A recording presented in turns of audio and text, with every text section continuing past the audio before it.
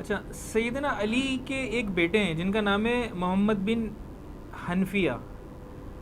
ان کے بارے میں آتا ہے کہ ایک تو یہ جنگ صفین میں بھی شامل تھے اور اپنے والد کے ساتھ تھے، اور حضرت امیر معاویہ رضی اللہ تعالیٰ کے خلاف انہوں نے جنگ بھی کی ہاں تھی. جی. لیکن اس کے ساتھ ایک اور چیز بھی آتی ہے. یہ بات بتائی جاتی ہے کہ محمد بن حنفیہ نے یزید کے بارے میں کچھ تعریفی کلمات بھی کہے تھے. تو یہ دو متضاد باتیں ایک ساتھ کیسے ہو؟ پرانیاں گلاں، پرانے فرقے، پرانے بزرگ، وہ ساڑھے تے کلپ آ گئے نہیں دیتے. ہمارے تو کلپ آ چکے ہیں، سب کا سب یہ جھوٹ ہے. یہ ناسبیوں نے پھیلایا کہ جی حضرت علی کا بیٹا ہے محمد ابن حنفیہ. یہ آپ کو پتہ ہے نا، سیدہ فاطمہ کی وفات کے بعد حضرت علی نے ایک حنفیہ نامی عورت سے شادی کی تھی، اس سے ایک بیٹا پیدا ہوا تھا محمد ابن حنفیہ اسے کہا جاتا ہے. حضرت علی کا بیٹا ہے. جنگ صفین میں ساتھ تھے. ان کی ٹانگیں، ایک ٹانگ بھی اس میں شہید ہو گئی تھی جنگ صفین میں. تو جنگ صفین تک تو وہ امیر شام کے خلاف تھے، بعد میں وہ ان کے حامی کہاں سے ہو سکتے تھے اس کی اولاد کے؟ جو امیر شام کو نہیں مان رہے ہیں اس کی اولاد کو کہاں سے انہوں نے ماننا تھا؟ کہانی ہے. پہلی بات ہے، یہ حدیث کی کتاب میں نہیں ہے، یہ البدایہ والنہایہ جسے تاریخ ابن کثیر کہتے ہیں اس میں ہے. اور یہ روایت پوری یہ بیان نہیں کرتے. پوری روایت اس طریقے سے ہے کہ محمد ابن حنفیہ یزید کو ملنے کے لیے جاتے ہیں. جب واپس آتے ہیں تو لوگ آگے پوچھتے ہیں آپ نے یزید کو کیسا پایا؟ تو انہوں نے کہا جی میں تو اس کو سنت کی تلاش کرنے والا اور صوم و صلات کا بڑا پابند پایا ہے. یعنی وہ لوگ جن کے آباء و اجداد نے سنتیں بدلی ہیں. سب سے بڑی سنت تو یہ بدلی نا کہ اپنے بچے کو جانشین بنا دیا. صحیح حدیث ہے کتاب الاوائل، امام ابن ابی عاصم کی کتاب میں سلسلہ حدیث صحیحہ میں البانی نے ڈالی ہے کہ میری امت کا پہلا شخص جو میری سنت کو بدلے گا وہ بنو امیہ سے ہوگا.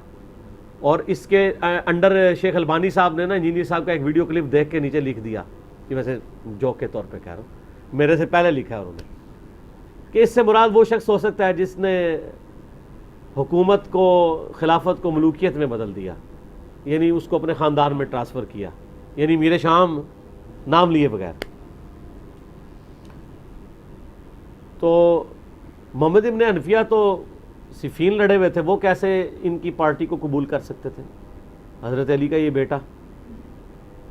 تو وہ اس روایت میں آتا ہے کہ انہوں نے بتایا کہ میں نے تو ایسا ایسا پایا. تو لوگوں نے آ کے ان کو بتایا کہ یہ آپ کو غلط خبر ملی ہے، اس نے آپ کو دھوکہ دیا ہے. جتنے دن آپ آ رہے ہیں نا اتنے دن وہ امامہ شریف باندھ کے نماز پڑھتا رہا، آگے پیچھے تو ننگے سر نماز پڑھتا تھا. اس نے آپ کو دھوکہ دیا ہے. نیک بننے کے لیے دھوکہ دے دیتے ہیں نا. آپ دیکھتے نہیں ہیں یہاں پہ پچھلے دنوں ایک مذہبی شخصیت پاکستانی قوم پہ مسلط ہوئی تو آپ کے آرمی چیف کو بھی اپنے گھر میں محفل میلاد کرانی پڑ گئی، اور اس نے اس فرقے کے مولویوں کے ساتھ سیلفیاں کھچوا کے تو اپلوڈ کروائی، یہ بتانے کے لیے کہ میں بھی تو اڑے چواں. جس ملک میں آرمی اتنی سٹرانگ ہو اور اس کے آرمی چیف کو میلاد کرانا پڑے مولویوں کے شر سے بچنے کے لیے، وہاں آپ دیکھ سکتے ہیں کہ مولوی کتنے طاقتور ہیں. اس لیے مولانا فضل الرحمان کو ہلکا نہیں لینا. اکتوبر میں وہ دھرنا دے رہے ہیں، ہاں ہلکا نہیں لینا ان کو. تو یہ بڑی چیز ہوتے ہیں مولوی. تو وہ محمد بن حنفیہ جو ہیں وہ ان کو دھوکہ دیا گیا، کیونکہ اسی روایت میں آگے آتا ہے کہ عبداللہ ابن مطیع صحابی، یہ وہ صحابی ہیں جن کو نبی اسلام نے خود گھٹی دی ہوئی ہے، کم عمر صحابہ میں سے. وہ جب واپس آئے ہیں یزید کو مل کے، وہ کہتے ہیں قریب آسمان سے پتھر برس پڑے ہیں جو کچھ میں نے یزید کے کرتوت دیکھے ہیں، تو اس کی بیعت توڑ دی جائے. تو پوری روایت کیوں نہیں بیان کرتے؟ محمد بن حنفیہ تابعی ہے اور عبداللہ ابن مطیع صحابی ہے. صحابی کہہ رہا ہے وہ شرابی ہے، اس میں الفاظ ہے شرابی کے کہ یزید شرابی ہے اور وہ ایسے کرتوت کرتا ہے. تو عبداللہ ابن مطیع کی بات کیوں نہیں کوٹ کرتے، آدھی روایت کیوں کوٹ کرتے ہیں؟ علماء یہود کا کردار، افتؤمنون ببعض الکتاب وتکفرون ببعض. تو شیخ زبیر صاحب نے نا مرنے سے کچھ عرصہ پہلے الحدیث رسالے میں ایک مضمون لکھا کیا یزید شرابی تھا، اور یہ روایت لکھ کے انہوں نے کہا کہ بھئی یزید شرابی نہیں تھا، یہ پوری روایت سے ہی جان چھڑائیں. کیونکہ اگر محمد بن حنفیہ کو کوٹ کریں گے تو پھر عبداللہ ابن مطیع کو بھی اسی سند پہ ماننا پڑے گا کہ وہ واقعی شرابی تھا. تو انہوں نے کہا یہ روایت ہی صحیح نہیں ہے. یہ بے سند روایت ہے. ابن کثیر سے لے کے محمد بن حنفیہ تک کوئی سند انہوں نے بیان نہیں کی ہے. سنی سنائی روایت چل رہی ہے اور آدھی روایت ہے. اچھا علی بھائی، جب سند کی بھی بات کی جائے نا، ہم اہل سنت کی کتابوں سے جب اہل بیت کی شان بیان کرتے ہیں، درجنوں احادیث ہمارے پاس موجود ہیں. اب جب وہ احادیث ان کے سامنے پیش کرتے ہیں تو وہ ایک اس میں ٹیکنیکل غلطی نکالنے کی کوشش کرتے ہیں. وہ کہتے ہیں یہ جتنی روایت ہے نا، یہ تو شیعہ راویوں نے دی ہیں آپ کو، آپ یہ ہمارے سامنے کیا پیش کرتے ہیں؟ ہاں یہ تو ان کو کہیں کہ آپ منکرین حدیث بنیں اور آپ ان محدثین کو شیعہ ڈکلیئر کریں جنہوں نے یہ بخاری مسلم لکھی ہے.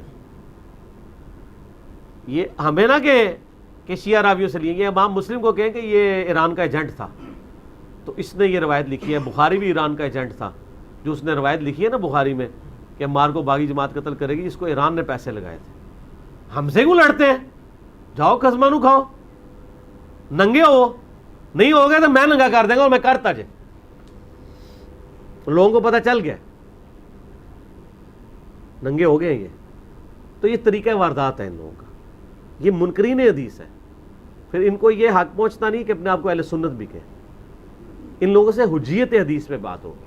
پھر تو کل کو ہم یہ کہیں گے ابو بکر عمر کی شان میں جو روایتیں یہ ناسبیوں نے گھڑ لی ہیں، پھر کیا کریں گے؟ ہاں ہم کہیں ناسبیوں کی پیداوار ہے، ان کی تو اشانہ ہی نہیں تھی، پھر کیا کریں گے؟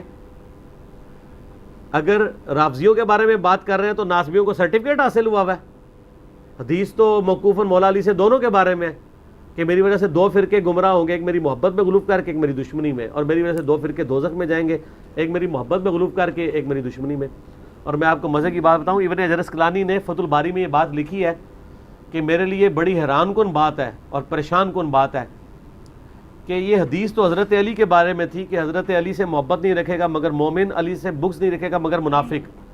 ہونا تو چاہیے تھا کہ محبت علی والوں کی حدیثیں لی جاتی اور بغض علی والوں کی حدیثیں چھوڑی جاتی. لیکن ہم دیکھتے ہیں کہ الٹا ناسبیوں کی حدیثیں لی ہیں ہمارے محدثین نے اور محبت علی والوں کو غالی شیعہ کہہ کے حدیثیں چھوڑ دی ہیں. بڑی پوائنٹ کی بات کی ابن حجر اسقلانی نے. ان کا محبت علی والوں کی حدیثیں لینی چاہیے تھیں اور بغض علی والوں کی چھوڑنی چاہیے تھی. الٹا ہے کہ بغض علی والوں کی حدیثیں ہیں اور حب علی والوں کی چھوڑ دی ہیں. اب مروان بن حکم تو کٹر ناسبی تھا، مولا علی پہ لعنت کرواتا تھا. بخاری میں روایتیں ہیں، اگرچہ اہل سنت جواب دیتے ہیں کہ وہ مطابعت میں لی ہوئی ہیں، اور چونکہ کچھ روایتیں امام زین العابدین نے اس سے بیان کی ہیں. تو میں معصومانہ سوال کرتا ہوں، جو امام زین العابدین نے مروان سے روایتیں بیان کی ہیں، کبھی وہ روایتیں ہی اپنے ممبر پہ سنا دے کون سی ہے بخاری کی، وہ بھی نہیں سنا سکتے.